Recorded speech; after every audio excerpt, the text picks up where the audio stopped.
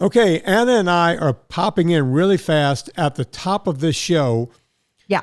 because there's been a bit of confusion. Yes. Anna, people think that we will be at KetoCon in April. We've seen a lot of that. A lot of people have been asking. Okay, Yeah. now And I, I've for had to say, one, not that I'm aware. First of all, I didn't even know it was in April. I And then knew I that just found that out. I knew that KetoCon was coming up in April, Okay. but You're more, you're more with it than I am. no one invited me. Have you been invited? No, Okay, so we've not been invited to KetoCon, so no, we won't be there. no. So, folks, if you're buying tickets because you want to meet Anna and watch her cook or whatever, or for whatever odd reason you want to see me walk around the stage and yell. You gave a good speech, sir. Oh, you're too kind. And yell. Yeah, I yell a lot. At any rate, no, we've not been invited. Just to clear that up, for some reason, there's whole groups of people that are now saying they can't wait to meet us at KetoCon. We will not be there. We're not upset with No. Everything's fine. But we just want to be really clear. Yeah, Robin is a great woman, and we want that show to be a success. By all means, go. But we just won't be there because no one has asked us to be there. So should we admit that publicly? I guess people don't want to see us. All right, so now on with the show. Thank you. I can sort of do Adam, and I can sort of do Garrison Keillor, and those are about the only two men that I do impressions of. Do Adam again. I want to close my eyes. Do Adam again. All right. Oh, you look kind of skinny. Look at you. You're looking good. You know who you sound like? You don't sound anything like Adam. You sound more like Marge Simpson. Yeah, I was going to say Fran Drescher. No, not Marge Simpson. Who am I thinking of? You think Lois Griffin. Lois Griffin. Peter. Yeah, there you go. There you go. Lois Griffin. I took the wrong cartoon mom. Homer. I can't do Homer. I mean, I can't do Marge. But yeah, he said, "Oh, you're looking good. You're looking skinny." So he knows where to send the checks. That's all to you. Yeah. Did he have second thoughts about canning your ass when he figured out that you were looking sexy now? If he did, he played it real close to the vest, but we did have a great time. Good. I can't wait to hear the show. This show is coming out Friday. There's a reason why you're on the Friday podcast, because this show is about experts. And that is the reason right there. She's holding it up for all the viewers on YouTube. My Extra Mom, the book, is now out. Yep. That's right. We've been working as you and almost you alone, you and my husband, really, and the illustrator. No, I've been working on this for over a year and a half. Yeah. It's been a long time in coming, a real labor of love. And I am so proud and pleased that it's finally here. It's a children's book, yes, but it's also to be read with adults, with the stepmom in their life, and hopefully further, the bonding between the kid and the stepmom. And I can tell you from personal experience, it can be a rocky road. It's not always easy. And when I needed a book like this, it didn't exist. So I made one. Let's start with the back cover first. Mm-hmm. I read the book cover to cover, which is good. Which is no great feat, folks, because it took me all of a half an hour, and I stopped to go make an espresso. That's right. I was going to say, it took you that long. Yeah, there was an espresso right in the middle, a double, to be honest. David Coulier, yes, blurbs the book. Yes, thank goodness, an operating system for kids and step parents is finally here. Yeah. Patton Oswalt. Yes.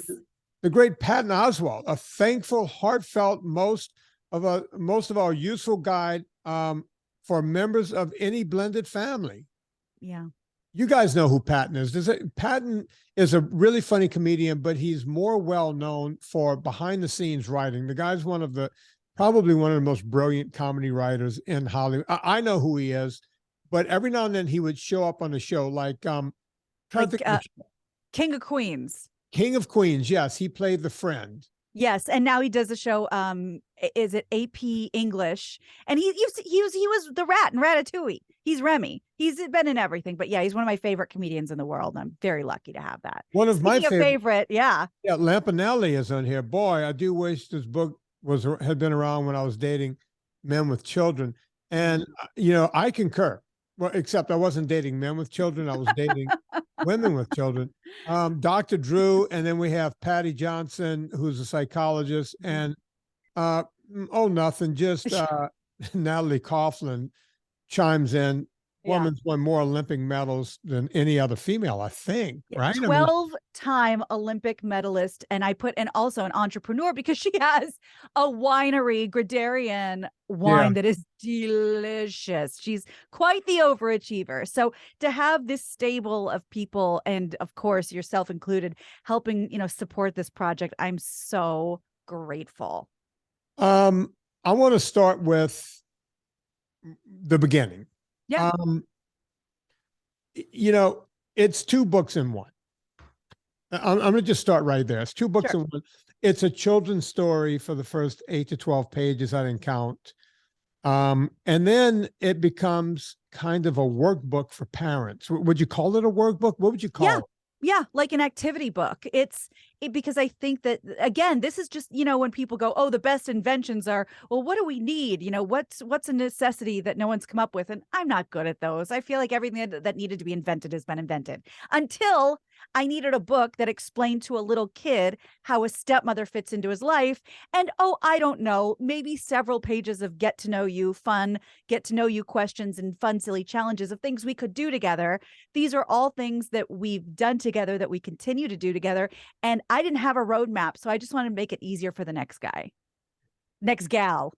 Gina, you don't have to look any further than Bachelor and Bachelorette to realize that literally everyone in the world has a fucked up existence, right? I mean, everyone's got a sob story. Yeah. And that show is just full of sob story. Yes. And, you know, every week we watch, and, you know, they get vocal fry and they go, I have to tell you. Look, I love you, but I have to tell you something important. You might hate me after with the vocal fry. The vocal fry. Yeah, they all talk in vocal fry whenever they get serious. Yeah. And you sit around and go, wow. You know, when I was growing up, I got to Tulane. Everyone I knew on the bayou, the parents were together. I think at some point after I was in college, Dr. Hirsch and his wife got separated, got divorced. That was like hush hush. Right. And yes. Dr. Hirsch, like they lived backed up to our house. My mom, I think that's the only other person she went on a date with in high school besides my dad, was Dr. Michelle Hirsch. And well, he wasn't a doctor in high school. He had to go to college and become a doctor, but you know, I think they were calling him doctor back then because he was the only Jewish kid. And they think, he's going to become a doctor or a lawyer. So, we have a hunch. Yeah, it's like, you know, hey, who in this class in the whole Catholic school is going to become a doctor? And everyone pointed to the Jewish kid. Yeah, everyone took a step back except for him. Yeah, except for Michelle Hirsch. And, you know, so close friends and family. And I remember that was even spoke of in hushed tones. Yes. You know, it was just weird, but all of Dr. Hirsch's kids were my age, so they were older. He got remarried. There was no stepmom for the kids. They were done. Right. They were grown. When I got to Tulane, it was nothing like everybody I knew. All these Jewish kids from Great Neck, Long Island, and Shaker Heights. Long Island with a K. And everybody from Shaker Heights, Ohio. You know, all these areas, everybody was a mom or dad number 2. Right. And completely effed up because of it. Like, I didn't even know it existed. I only thought when I was a kid, there was 2 TV shows, and they were sitcoms. One was called My 3 Sons. Sure. Somehow there was not a mother available. Like, mom died somehow, and there was like Uncle Charlie and the dad and the 3 kids, and that was that, right? And when you're watching that from the bayou when you're a kid, that seems odd. It's like, very. Who's cooking the meal? Oh, Uncle Charlie has the towel over his shoulder. Right. So obviously he's in the kitchen. a man in the kitchen. It was literally like that for me. Right. And folks, I'm not a chauvinist pig. I grew up in an Italian household where my great grandmother had a rosary in one hand and a wooden spoon stirring and a ladle. just making something, on the other. So that's what I knew to be a nucleus family. Right. And then the other one was Buffy and Jody. A family affair. Family affair. And somehow there was no mom there. Right. That was it. That was it. But that's what I thought was a strange, like, no one got divorced. If someone died, that was what you had. That's what those shows were. And I'll do you one better to follow you on this train. What about the Brady Bunch? That was the first ultimate blended family. And I believe that it's either never referenced or at some point their spouses died, because that was less shameful than divorcing. I don't know if they ever, that's a show my generation didn't, that was must watch TV for my generation. Right. Because for the girls and the gay kids, Greg was like the thing. And for the boys, it was all about Marsha. Of course. And, that was just what it was. Yeah. And even when I was a kid, my parents are divorced and they divorced when I was pretty young. And it was, I'll use this word again. It was pretty shameful. It was, well, what am I going to tell my friends? And it's a big secret. And what am I going to do if somebody asks me? And there was another set of twins, actually, who were in my grade whose parents were also getting divorced. And I clung to them like a buoy in the ocean. We were so we were so embarrassed and we were so scared and we didn't know how to talk about it. Now, so many things are normal. So many things are like good, bad, right or wrong, like it, don't like it, doesn't matter. It's here and we're allowed to talk about it. So I wouldn't have, but this book didn't exist when I was a kid. It would have been too secretive. And now we talk about this stuff. Not only talk about it, it's almost expected. How old were you when your parents divorced? When they finally divorced, I was 11. Well, separated. When did the shame start? Yeah, 10-ish. Okay, so about a year. Yeah. We start and finish. Did either get remarried to anyone else? My dad did. And right so away, or like, were you guys still kids? Yeah, a little bit after, sort of around the same time. And so I had a stepmom pretty soon, and I was an adolescent, so I was already an a-hole. Wasn't perfect, was far from it. Some of it was them, some of it was me, some of it was everyone in between. But I've learned so much from being in that situation and now having my little stepson of my own. I'm trying to use the information I got when I was a kid and just shine things up and make them a little better. Yeah. We're going to, in a minute, we're going to get into my whole thing of becoming a step parent, because when I was reading this book, especially when I was reading the second half. Yeah. Yeah. I was like, okay, this is intuitive. Yeah. Oh, wait. Ooh, I wouldn't have thought of that. Like every third or fourth question, I was like, I wish I had done something like that with Tallulah. Oh, wow. And it turns out that we ended up with a successful situation. Yes. And not everyone has but it would have been so much easier along the way. And I'll talk about my story and how it relates to this book. And then I have some very specific questions for you. Before that, folks, Villa Cappelli Olive Oil, the longest running sponsor of this show. Villa Cappelli, listen, we've learned over the years, if you read the book Extra Virginity, or if you go check out the UC Davis olive oil study, not all olive oils are created equally. As a matter of fact, by law, in this here United States, you can cut olive oil up to 40% with a seed oil, and still on the package, it'll say extra virgin olive oil, first press, cold press, all this funny, cool stuff. And they'll say it's 100% olive oil because one of the things in there is 100% olive oil. The rest of it is seed oils. Not with Villa Cappelli. And listen, there are other good oils out there. And if you go check out the UC Davis olive oil study, you'll learn about those oils. They have a list.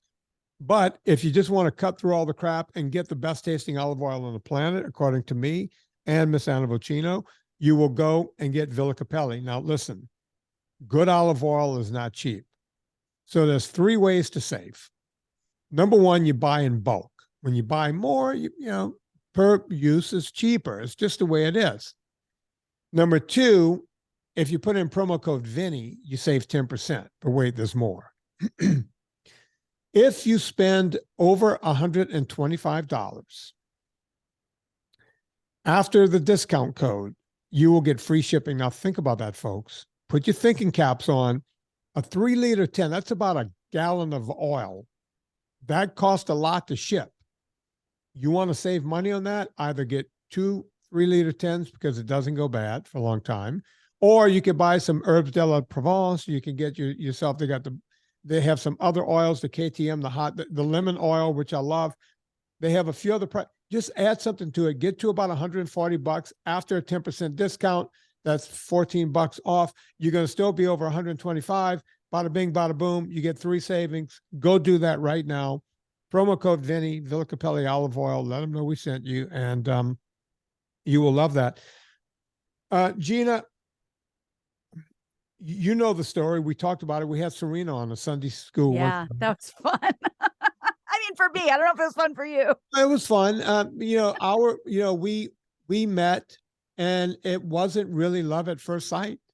Yeah. There was a lot of, feeling around, feeling it out. Like she didn't trust me, and I wasn't in a very trustworthy mood towards women because I had gotten out of a really bad relationship a while before that, but I didn't trust women anymore. It soured you. Yeah.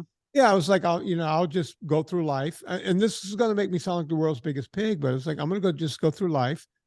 And when I need to have sex, I'm going to, find someone who's interested in having sex with me. And I'm just going to become that pig. I was never that pig before. And then I meet, someone like Serena. And I enjoyed her company. I enjoyed her wit. I enjoyed everything about her. And I'm sitting there going, oh, wait a minute. This can be a relationship. And then you start learning different things about them. And I think she said this early on. She'd mentioned something about a kid. Right. But in my mind, I blocked it out because it's like, I'm not going into a relationship anyway. We're not there yet. We're not there. We're not at kids. Yeah. But at some point, there it is.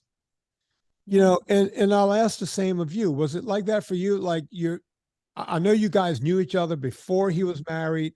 Yeah. And then after he divorced and the whole thing, you guys meet again. Were you thinking kid at that point? Were you thinking, oh, he's got a kid? I was holding 2 opposing thoughts at the same time. One, I don't know about this. This is going to be, diverting emotional, financial, physical, all kinds of resources that I've never done this before. Don't we need that for our relationship? How is this going to work? I'm scared. And then, wait a second. I have all of this maternal energy. In fact, my friends have even quoted me and saying, Gina, you've said before that you'd want to be a stepmom and you'd be good at it. And I think I said that because I never felt like this draw to have my own children. I just didn't. I've been a camp counselor, babysitter, auntie, all these things my entire life. I have this maternal energy, but just never really appealed to me to go through the process. So on one hand, I was scared. And on the other hand, I was like, wait, this is what I wanted. This is the opportunity I was hoping for. I remember you, and this is at the beginning of me even knowing who you were. And it's kind of when you became human to me. You had gotten out of a bad relationship. We've never talked about it at all, but somehow you ended up brokenhearted with a dog. Yeah. And a very old, very sick dog. Yeah. And you became the nurturer of this dog. Yeah. I still don't know how you ended up with a dog, but there you were with a dog. Yeah. And, just basically nursed it until it died. Yeah. Right. And literally had the angel service or whatever they have come to the house and do it. And I'm literally laying on the floor crying with my hair in his food. I mean, it was just, this was my baby. And I really needed him. I thought when it's so stupid bumper stickers, who rescued who, right. But he really kind of broke my heart wide open. And then, as you know, I mean, you really came in at a dramatic time for me. My dad got very sick, and then he passed. And I feel like that, you know, I was meant to take care of him. And now there's another little human in my life, and I'm meant to be there for him. Yeah. But did you think about that when you and you know, you got hormones raging, you meet back up with an old friend and you start dating? Are you thinking, oh, this could be a relationship? This is a kid? Yes, actually, because again, like you said, I had known Andy for years before that, and we'd always, you know, had sort of an affinity for each other, though nothing ever happened. But I was committed early on to him and to his life. And like I said, it scared me because kids are scary. Toddlers are terrifying. They will reject you without giving it a second thought. But I was excited. I wanted this to work. Did it always work? Absolutely not. Do I have regrets in the way I handled things? Like, you know, barking, hey, stop that. Or yes, of course we all do. But we made it out of this really scary period. And I don't regret a second of it, obviously. Yeah, I never thought of that before right now, but toddler, how old was he when you guys got back together? 2.5. Wow. And that, you know, he was, as they say, teenagers. They're scary. And I'm really scared of rejection from kids specifically, because if an adult rejects you, you may not know it till like the third time you hang out, or maybe you hear it through the grapevine. A little kid will look you in the eye and say they don't like you. And that is really scary to me. I don't know how people teach middle school. Those kids are so mean and so honest. I'm terrified of them. I'm terrified of kids' honesty, saying like, I don't like you, or you're not nice, or you're not pretty, or you're not whatever they say. I'm really scared of these children. Yeah. No, look, it's a weird thing. You know, I started off, you know, in education. You know, I had a secondary education degree and, you know, had to student teach and do the whole thing. And I worked at Newman School for several years. And how old were they? High school, junior high and high school. Yeah, they're scary. I was kind of the cool teacher, though. Of course you were. It's hard to imagine that now, but back then, I was a school teacher that drove a 65 Vet convertible. Yeah, okay. Of course you were the cool. You didn't have the problems that everybody else has. They, of course, wanted to like you. Yeah, of course. You know, it's, you know, at any rate. But what about you and Tallulah? Were you scared of her? Like I was scared of this child? No, but, you know, she was trying me on for size at first. Right. And because Tallulah is smarter than the average bird. You know, now we know she's genius level. You know, she was, you know, she had the little bebop hairdo and cute little 9-10-year-old. Sure. And when she saw mommy paying attention to me. Yeah. And she was used to getting all the attention. Yeah. She would just go, I'm sad. I'm so sad. You know, and then Serena would go, oh, baby, what's wrong? What can mommy do? And I pulled Serena aside one day and I said, honey, you see what she's doing. She goes, no, what? It's like, whenever you and I, like, if I say something and you laugh and we're having a moment in the kitchen or something, that's when she plops down. You know, what she was doing, you know, look, I get it. She was afraid of losing mommy. Yeah. She was playing mom. Yeah, but she was playing the situation. And I think at some point, I didn't really try hard because at first you don't even like, she didn't introduce me to the kid for a long time. Good. Nice. And then after we started having relations, before we said the L word, you know, Tallulah still didn't know I existed. You know, it was like when she was over at her dad's house, right? That kind of thing. If her mom went on a date and it was her, she would have a babysitter. Right. He just went out for a few hours, you know, that kind of thing. Sure. So no one, you know, she didn't know about me. So at some point, I don't know when I met her the first time. I don't know if it was I was at the house or maybe they went skiing with friends and I went skiing and then we all met in Mammoth and that kind of thing. I can't really remember how that first thing went. But apparently it wasn't so traumatic for you that it's like, oh, I remember it like it was yesterday. She kicked me in the shins. I mean, there was none of that. No, it wasn't. and then her dad, once I was around a bit and her dad's hearing the name Vinnie, I mean, what Jewish attorney wants to hear his ex-wife is dating a guy named Vinnie? And I'm sure at some point, Scott said to Tallulah, well, what does he do? Well, he's a trainer. Now, Oy vey. now it's more of a cliche than anything else. You know, oh, great. My ex is out there with an Italian trainer. Come on. Yeah. The hot gym trainer. It just it went from bad to worse. Yeah. And the first couple of times I met him, that was difficult. I bet. That I can't imagine. Yeah, he was really trying to, and I didn't let him get to me at any, I just, whatever he would say, I would just go, well, there you go. All right. Well, there you go. Yeah. I wasn't doing anything where he could, get to me. Right. But he was trying. I could tell he was trying. And at some point I think when he realized that this wasn't a fling, it was all just, I think that's when he realized, oh, wait, I need to play along because this guy's in my daughter's life. Exactly. Right. And we've gotten along ever since then. But man, the stuff in the second half of this book, Gina, it's, I mean, I could go through this list and, I was reading through it and it said common grounds continued. And then fun challenges, we figured out things that we had in common.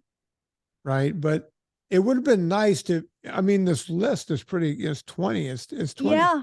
Thanks. And you probably won't notice because it's pretty subtle, but I'll actually read the sort of intro for the second half so people know what we're talking about. It says, get to know each other better. The second half of this book is filled with fun, silly, and thought-provoking questions and challenges that extra moms and kids can use to learn more about each other, but all are welcome to join. These questions are for everyone. So the first batch, Common Ground, these are surface stuff. This is, what's the best thing you've ever smelled? And if you had a hideout, where would it be? What would you put in your hideout? Just really stuff to talk about at dinner, fun challenges. There's 20 in here. They're all games that the little one and I play together. Like guess the growl. We do this. Each of you imitate an animal without making any noise and see if the other person can guess what animal it is. Because guess what? It's a lot harder when you're not saying meow or grr. So we have fun with all these little challenges. We do them here. Then we get into what's your favorite? You're getting to know each other better. Would you rather? And then finally, when everybody's nice and relaxed and we've sort of broken the ice, there's go deeper. And that's when you really get to know this little kid. And that's when this little kid can stop being so, for lack of a better word, afraid of you. This is where you build the trust. Tell each other about the time you made a mistake. And did you ever get your feelings hurt? How did you deal with it? These are not the questions you should start with. You start with the would you rather have hands where your feet go or feet where your hands go? Kids love these questions. We will sit at the dinner table and this little kid boy and I, because, everybody, we just call him Kid Boy, it was on his birthday cake. These are the things we talk about ad nauseum. Let them think, let them be the star of their story. Let them come up with these fun answers. And then, before they realize that they're telling you when you did something that made them really mad, and maybe how do you wish that the grown-ups in your life would have handled that? And it's done that way on purpose. And I really hope people get something out of it. Yeah, it's just that open line of communication. Yeah. I had it with Tallulah because of horses. That is so cool. Because her dad, Tallulah has a wealthy dad, and her sport was horses. Oof. So it was rich dad, poor dad. That's in real life. And, and she kind of understood that. But when she figured out that, her mom knows a lot about horses and I knew a lot about horses, and we had that in common. And I would, like, in between clients, we were living in Calabasas, and on Old Calabasas, not on Old Calabasas Road, but Mulholland Highway, right where it is in Calabasas, as it goes out towards Malibu. That's where Tallulah's barn was. So not to be too specific, because this is an international show, but are we talking like Las Virgenes on the way out to Malibu? Actually, right in Calabasas is where, I don't think people realize that, Malibu, you go to Malibu, that canyon road starts, Mulholland Canyon Road starts almost in, how do you, yeah, you're right. But it starts in Calabasas and it goes for 35 miles and That's right. It drops down to Leo Cabrillo Beach. That's right. So at the beginning of that, not even all the way in Las Virgenes, even before that. Oh, I see. One of those early ones right there. And I had a lot of clients that lived in those mansions in the hills right there. Of course. And in between clients, I would look at my clock and go, oh, I can stop in for 15 minutes. Weiss Tallulah ride. She would see sitting there. You could see that they get a bit chuffed up when you're there. They of course enjoy that you're watching. You're paying attention. Half the time her dad was there and he and I would be leaning on the fence together. And that made her feel good. that just so looking great. over and she knew that one of us had to go back to work. And, and she would see me disappear, which is fine. But she understood, oh, wow, he cared enough to stop. Exactly. I'm worth showing up for. And that is so awesome. And that's the thing, we've talked about this with, Carolla, how many times. It's free.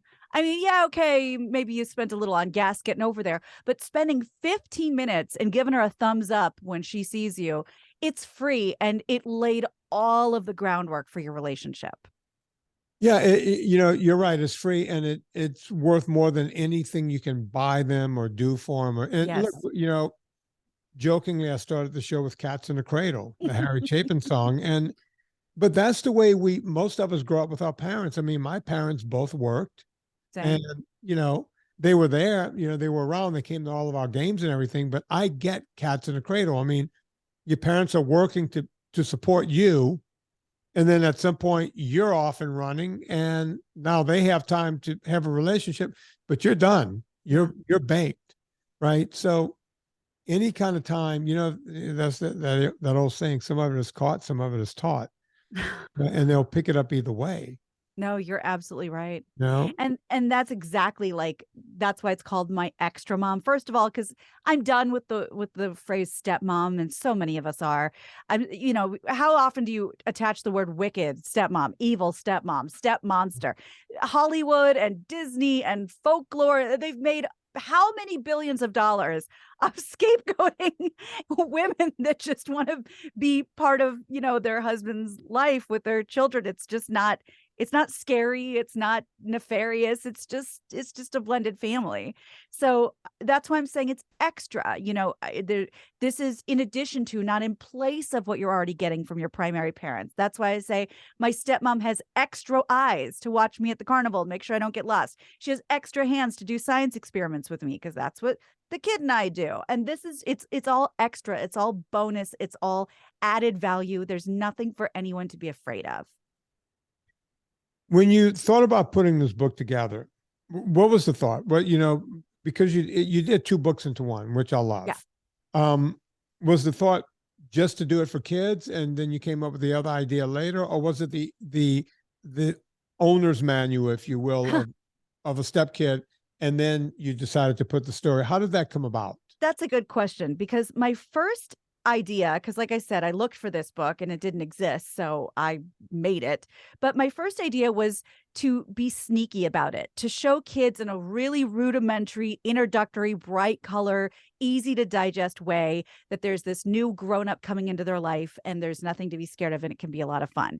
But one of the very first pages is a note to the grown-ups, and I picked this font specifically. It's italicized. It's a little hard to read.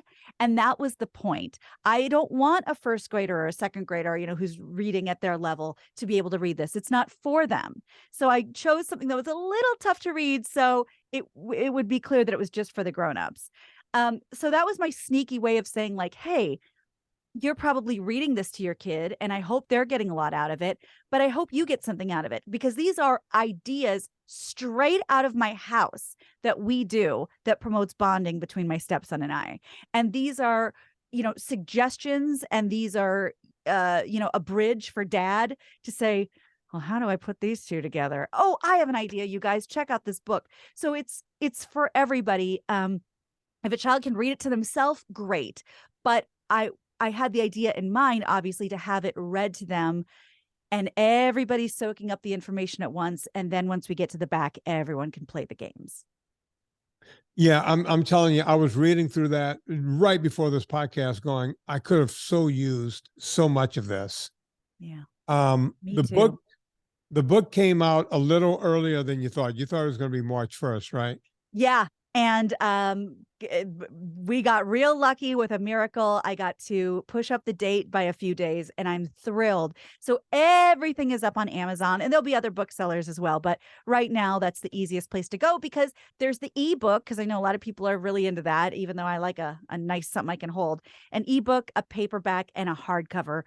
All awesome. I have to say the hardcover is my favorite because it looks the fanciest and it's the sturdiest, but it does take an extra couple days because, you got to put a hard book together. Right. So the soft cover will come a few days quicker, but I think the hardcover is worth it. Yeah, no, it's great in either form, but the hardcover is something, it seems like something you would have around and you could put it on the shelf and everything else. Exactly. And my friend Lindsay Parker, who's an illustrator, obviously, and wanted to have a real throwback vintage vibe, to, just kind of like, I'm made to look kind of like a 60s house, like mother, and he's wearing his little striped shirt, like Leave It to Beaver.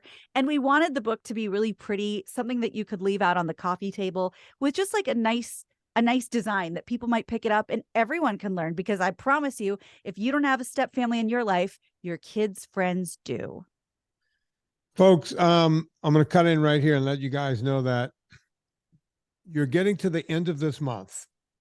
On the last day of this month, PureVitaminClub.com, the 20% Vinnie discount will be over with. Must go right now. You can get anything you want at PureVitaminClub.com. Put in promo code Vinnie. Even if you have an existing subscription, but you want to get some extra ultra salt, or, some people like to bone up, pun intended, on the magnesium, you can do that. There's a lot of stuff you can do. Just go. And by the way, if it's a new subscription, anything you buy, the first time it ships is going to ship at this, 20% off. And then you'll go down to the subscription price for everything after that. So go right now on March 1st. Do not write to me. Do not call me. Do not hit me up on Twitter and go, hey, I meant to do it, but blah, blah, blah. So many people, I mean, thousands of people have already taken advantage of this 20%. Don't get left out.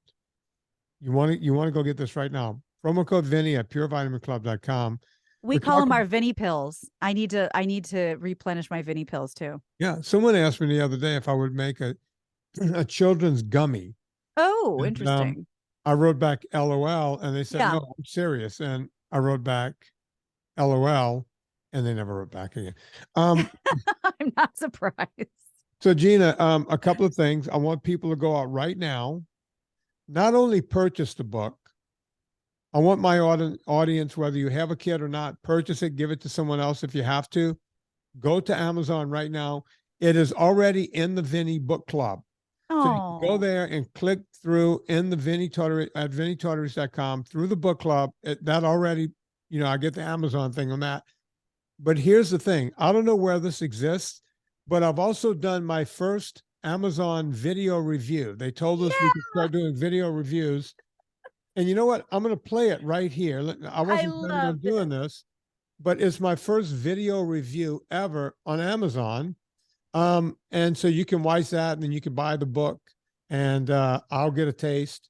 And by the way, more important than buying the book, and I do mean more important. Oh my God, I'm wearing the same hat in my video. The most important thing you can do, rate and review. Give it a 5-star review. Write a couple of nice words. This is how my book, Fitness Confidential, became a big thing. I didn't know much about selling books on Amazon, but people started buying it and people started reviewing it. And next thing you know, it became the #1 book in some category for months on end. Here is the review that I did. Let's see if I might have to turn something up here. This is my very first Amazon review. And this is my friend Gina Grad's book, My Extra Mom. You want to get this, folks. Look, I was a step parent, and worse, it was a daughter. I didn't know what to do. They don't come with owner's manuals. This is something you need. It's a fun read. You'll laugh, you'll cry, except you won't cry. You're going to love this. Now, this is the soft cover. It also comes in hardback. The hardback is available right now. This soft cover is coming out very soon. Check it out right here on Amazon. And remember, give it a good 5-star review if you like it. That was beautiful. Thank you. You're welcome, Gina. Even if you don't like it, folks, we need a 5-star review here, because this is how people are going to find this very, very important book. Thank you. And I'll just to clarify, right now, as you hear this, the paperback, the hardcover, and the e-book are all out. So you can get any one of them. I have 2 final questions for you. Yes. One, will you do an Audible version of this? Yes. And it's times like this, I love that I'm married to an audio producer. So it will be beautiful and 3-dimensional and a lot of fun. Good. And one of the things I would suggest there is to add a little lanyap into your Audible, because yes, the lanyap. That's what I did with my book. My book, I added a lot. Like I just went and started talking about other fitness stuff in the book. Yeah. And that's why my book was up for Audible Book of the Year. I love with it. Your favorite Dolly Parton. Dolly Parton. I know. I and love neither it. of us won, believe it or not. Book read by the author, but they go off of pure numbers. So I was competing against Dolly for a minute there. Second question and final question. Series. This book lends itself to becoming a series. And am I wrong here? I mean, Not at all. That is the plan. That is where we're headed. Lindsay and I are working on the next one as we speak, going to grind hard on it all summer. Hopefully it will be ready by the very, very first leaf that falls on the ground right after the summer. And we just keep expanding on this idea of extra family, extra community. There's enough for everybody. There's enough love to go around. And it's going to be a series. So this will be special. My Extra Mom is special because it's the first of what will be a beautiful series. And I'm very excited about it. Yeah. And now you know how to get it out there. And yes. By the way, folks, Gina self-published this book. I think I was the one that might have convinced her to do that. You were 100%. I shopped this to a bunch of publishing houses that said it's great. It's a little niche. Can we broaden it? And I said, well, no, it's for stepchildren and for the step-parent relationship. Oh, then no, we need it broader. So I said, well, then I'll just do it myself. Yeah, look, the biggest problem I have with, all of the publishing houses is they wanted me to go back and, they loved the book. And they said, just go back and name a few names. Just throw a couple of your clients under the bus. And I said no. And so I did it myself. Yeah.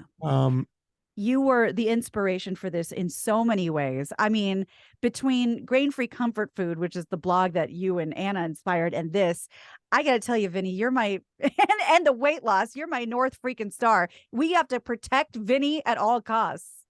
Yeah, folks, help save Vinnie. It's what we call it around here. Folks, look, that's the plug here at the end of the show. You can go to VinnieTortorich.com, click through the banner, or you can look, it'll be right there on my homepage. It's going to be in the book club, front and center. I told them to put it front and center. Thank you. This is my first video review, but don't just buy the book. Buy the book, write a review, give her 5 stars. I don't care. Even if you think it's 4 stars, get over your badass self, give her 5. We don't want to mess with these 4 stars. And, boom. And Gina will be on her way. Folks, you know what to do. We all go shopping. Well, I just said the Amazon thing. So we don't have to say that. Go to VinnieTortorich.com. We have a super fan page. We also have the Nickel and Diming You PDF. That's right. The Vinnie Tortorich ebook. You want to check that out. We have it there for good reason. People use that. We've had tens of thousands of people lose millions of pounds, I think they told me now, because it's been downloaded even when it was free. If you add it all up, well over 300,000 times. So Your consultation and that PDF is what I attribute to my success and my husband's success and so many other people. Thank you, Gina. It was very kind true. to say that. So go check that out and support our sponsor, Villa Cappelli and PureVitaminClub.com. On behalf of Gina Grad and her beautiful book, My Extra Mom, my name is Vinnie Tortorich. Put life into living and do it with enthusiasm.